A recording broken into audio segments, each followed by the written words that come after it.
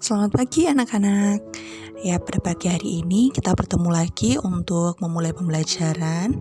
Sebelum itu kita akan membuka kembali Alkitab kita akan membaca dan merenungkan firman Tuhan. Mari kita berdoa. Bapa yang bertahta dalam kerajaan surga, terima kasih Tuhan untuk segala berkat-Mu yang Kau limpahkan atas kami. Terima kasih Tuhan untuk pagi ini Kau masih membukakan mata kami untuk kami dapat beraktivitas di hari ini.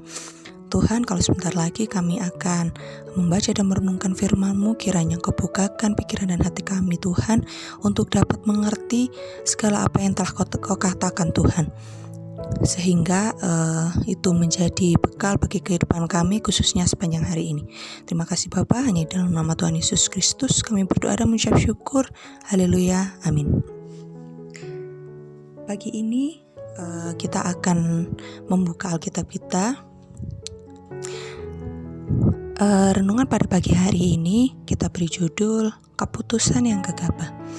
Kita semua pasti pernah ya anak-anak mengambil sebuah keputusan dalam kehidupan kita, apalagi untuk kalian yang sekarang sudah duduk di kelas di jenjang SMA, sudah cukup dewasa bagi kalian untuk mengambil keputusan. Nah, keputusan apa? Pasti itu adalah sebuah keputusan yang penting, dan setiap keputusan pasti mengharuskan kita membuat suatu pertimbangan. Nah, disitulah kita nggak boleh ya yang namanya membuat keputusan yang gegabah. Seperti kisah suku Israel yang terdapat di Hakim-Hakim 21 ayat 1 sampai dengan 25. Nah, di sini menceritakan tentang suku-suku Israel menyesali keputusan mereka yang telah bersumpah untuk tidak menikahkan anak perempuannya kepada suku Benyamin. Sumpah yang diambil secara gegabah ini bukan hanya disesali, tetapi juga ditangisi. Nah, kita bisa belajar dari ayat ini. Ini terambil dari ayat 1 sampai dengan 2. Kita bisa belajar di sini bahwa ketika kita mengambil keputusan yang gegabah, itu belum tentu keputusan itu adalah keputusan yang benar dalam kehidupan kita. Bisa jadi itu sebuah keputusan yang salah, yang akan nantinya kita sesali, bahkan kita akan menangisinya. Kenapa bisa sampai memutuskan sesuatu yang demikian gitu ya. Nah, setiap orang pasti akan mengambil keputusan dalam hidupnya. Keputusan yang tepat akan membuat keadaan menjadi lebih baik. Sebaliknya, keputusan yang gegabah berdasarkan emosi sesaat dapat berdampak buruk. Nah, ini dia anak-anak yang tidak diperkenankan, yaitu mengambil keputusan di saat kita sedang emosi. Misalnya kita sedang marah. Nah, kenapa sih kalau kita marah tuh kita harus diam dulu gitu.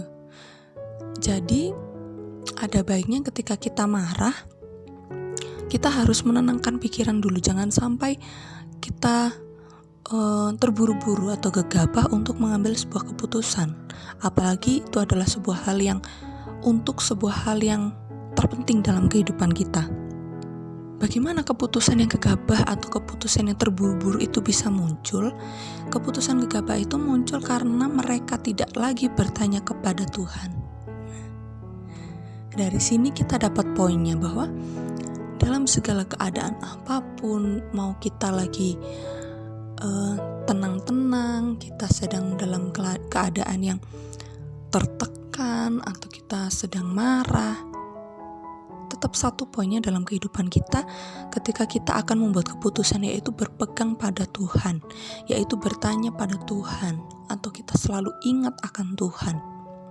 Kenapa? Karena Tuhan akan selalu memberikan sebuah keputusan yang tepat dalam kehidupan kita. Tidak sekarang mungkin yang kita rasakan, tapi keputusan yang tepat itu akan berdampak dalam kehidupan kita di kemudian hari. Jadi Tuhan akan menghadirkan segalanya tepat pada waktunya. Karena keputusan yang gegabah itu muncul karena tidak lagi bertanya kepada Tuhan, akhirnya orang-orang Israel tersebut berbuat kejahatan dan merambat pada kejahatan lainnya. Orang-orang Israel bersumpah dan mengambil keputusan hanya karena emosi sesaat tanpa pertimbangan matang. Hingga akhirnya satu dosa akan melahirkan dosa-dosa lainnya. Maka melalui ayat-ayat ini kita belajar bahwa sebuah keputusan bisa merambat serta mempengaruhi banyak aspek. Nah, itu dia. Jadi dalam kehidupan kita, keputusan yang penting itu diambil berdasarkan banyak sekali pertimbangan dan perlu dipikirkan berkali-kali, tidak hanya sekali. Kenapa? Karena ketika keputusan itu sudah diambil, maka dampaknya tidak hanya untuk diri kita sendiri. Kalau itu baik, syukur ya, dia bisa baik untuk diri kita, bisa baik untuk lingkungan kita, untuk orang-orang di sekitar kita. Tapi ketika dia menghasilkan sesuatu yang buruk, maka seperti itu juga dia tidak akan buruk terhadap kita sendiri, anak-anak. Jadi dia juga akan berpengaruh buruk bagi lingkungan kita. Nah, itu yang sangat tidak kita inginkan ya. Jadi keputusan yang gegabah mungkin akan membuat kita menyesalinya seumur hidup. Nah, seumur hidup. Siapa sih yang mau menyesali sebuah keputusan seumur hidup? Ya pasti semuanya kan gak mau ya. Jadi oleh karena itu, sebelum memutuskan sesuatu, kita harus menenangkan hati dulu dan bertanya dulu kepada Tuhan. Karena hanya dengan mencari kehendak Tuhan, kita dapat mengetahui apa yang benar dan yang mendatangkan kebaikan.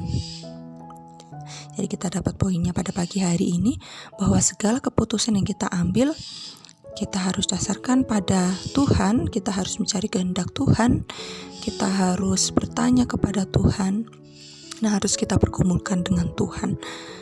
Jadi apa yang kita putuskan nantinya hanya akan mendatangkan satu, yaitu kebaikan dalam kehidupan kita. Puji Tuhan, mari kita berdoa.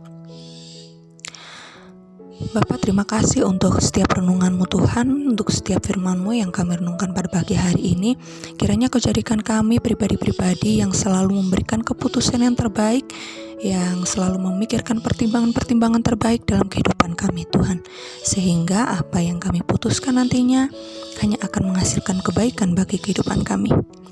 Terima kasih Tuhan, kalau sebentar lagi kami akan memulai pembelajaran kami, kiranya Kau berikan kemampuan kepada kami, Kau berikan kesabaran kepada guru-guru kami, sehingga pembelajaran hari ini bisa menjadi pembelajaran yang bermanfaat bagi kami di kehidupan nantinya. Terima kasih Bapa, hanya dalam nama Tuhan Yesus Kristus kami berdoa dan mengucap syukur. Haleluya, amin.